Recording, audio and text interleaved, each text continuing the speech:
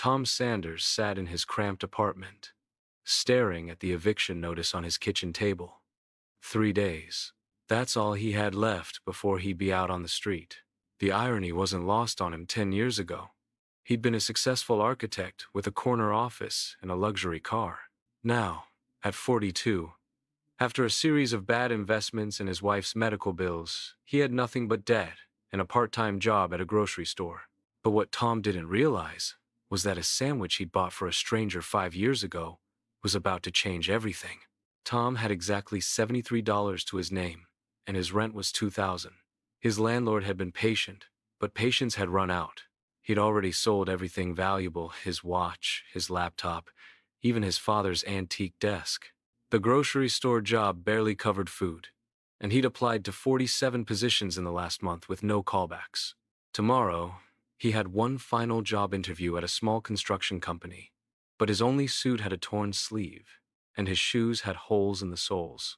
How do you convince someone to hire you when you look like you've already given up? Tom buried his face in his hands, wondering if he'd failed at life completely. As he sat there in despair, Tom's phone buzzed. Unknown number.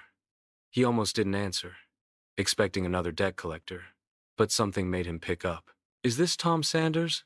a woman's voice asked. "Yes," Tom replied wearily.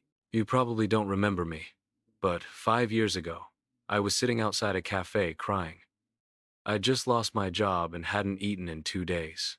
You walked up, asked if I was okay, and bought me a sandwich and coffee. You sat with me for an hour, told me about your own struggles, and said something I never forgot. Rock bottom is just a foundation to build something stronger on." Tom did remember. It had been shortly after his wife passed away, and he'd seen his own pain reflected in that young woman's eyes. He'd been in a slightly better position then, still working part-time as a draftsman. "I remember," Tom said softly. "I hope things got better for you." "They did," the woman said, her voice brightening. "My name is Jennifer Park. That day changed my life. Your kindness reminded me I wasn't invisible. I went back to school, got my degree in social work, and now I run a nonprofit that helps people rebuild their lives after setbacks. But Tom, I've been trying to find you for 3 years to thank you properly. A mutual friend from the cafe just told me how to reach you." Tom felt tears welling up, but didn't understand why she was calling now.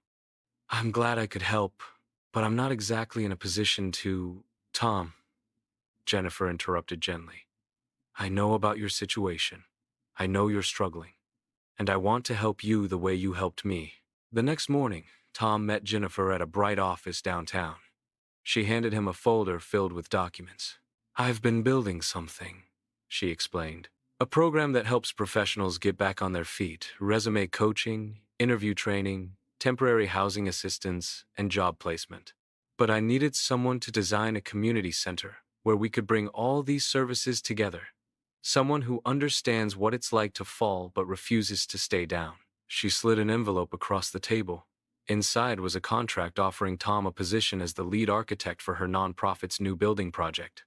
The salary was modest but fair, with benefits and a signing bonus that would cover his back rent and then some. "I can't just give you charity," Jennifer said, seeing his stunned expression. "But I can give you an opportunity, the same way you gave me hope when I had none." "Your kindness 5 years ago wasn't just about a sandwich, Tom. It was about seeing me as a human being worth caring about. You reminded me that I mattered. Now it's my turn to remind you of the same thing." Tom's hands trembled as he held the contract. "Why me? You could hire any architect." Jennifer smiled. "Because you understand the people we're trying to help. You've walked in their shoes. And because 5 years ago, when you had your own problems, you still stopped to help a stranger. That tells me everything I need to know about the kind of person you are." 6 months later, Tom stood at the construction site of the new Hope Foundation Community Center, watching the steel framework rise against the morning sky. He was back doing what he loved. His apartment was secure, and he'd even started mentoring young people through Jennifer's program. One afternoon, as he reviewed blueprints, a homeless man approached the site asking for water. Tom immediately stopped what he was doing, got him water, a sandwich from his lunch, and spent 20 minutes talking with him about the resources available at a nearby shelter. His assistant later asked, "Do you always take time for everyone like that?" Tom smiled, thinking of Jennifer, thinking of that cafe 5 years ago. "Always. You see, we're all connected by invisible threads we can't see. Every act of kindness we do ripples outward in ways we'll never fully understand. 5 years ago, I bought a stranger lunch, and today, I have my life back. Not because I expected anything in return, but because kindness creates connections that transcend time and circumstance. We never know whose life we're changing, or when our own kindness will come back to us in our darkest hour." He looked at the building taking shape before him, a place where hundreds would find hope just as he had. "This center exists because someone cared when I was broken. Now it's our turn to be that invisible thread for others. That's how we rewrite destinies, one act of kindness at a time. Your smallest act of kindness today might be someone's greatest miracle tomorrow. Keep giving. Keep caring. The invisible threads you create are stronger than you know."